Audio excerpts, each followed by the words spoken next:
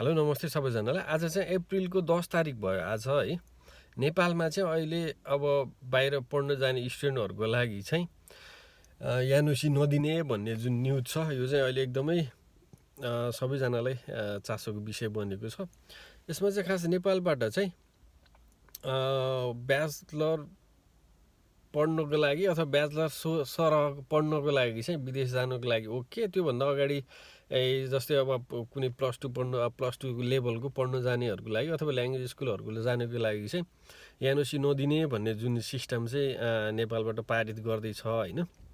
यसको main meaning चाहिँ अब तपाईँले विदेश जानको लागि ब्याचलर पास गर्नुपर्छ भन्ने धारणा चाहिँ होइन कि तपाईँले चाहिँ विदेश जानुको लागि ब्याचलर पढ्नको लागि जानु पाउनुभयो होइन। ब्याचलरभन्दा अरू नै कुनै अब जस्तै जापानमा भयो भने जापानको ल्याङ्ग्वेज स्कुलमा पढ्न जाने होइन, अथवा तपाईँको अरू कुनै देशमा होइन पोस्ट ग्रेजुएट भन्छ क्या र होइन, अन्डर ग्रेजुएटको जुन प्लस टू लेभलकै कलेजहरू हुन्छ त्यो कलेजमा चाहिँ जान नदिने अथवा NOC नदिने भन्ने सिस्टमहरू हुन्छ।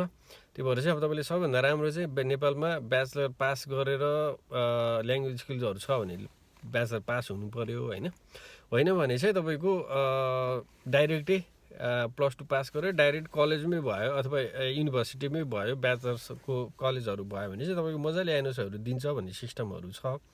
अब पारित हुन्छ हुँदैन चाहिँ भन्न सकिन्न है, तर यसको मेन सिस्टम चाहिँ यो हुन्छ। तपाईँले नेपालबाट ब्याचलर पास गर्नै पर्छ भन्ने चाहिँ हुँदैन, तर तपाईँ जाने कलेजमा चाहिँ ब्याचलर मिनिमम पनि ब्याचलर पढ्नको लागि चाहिँ विदेश जानुपर्छ भन्ने नियमहरू हुन्छ है।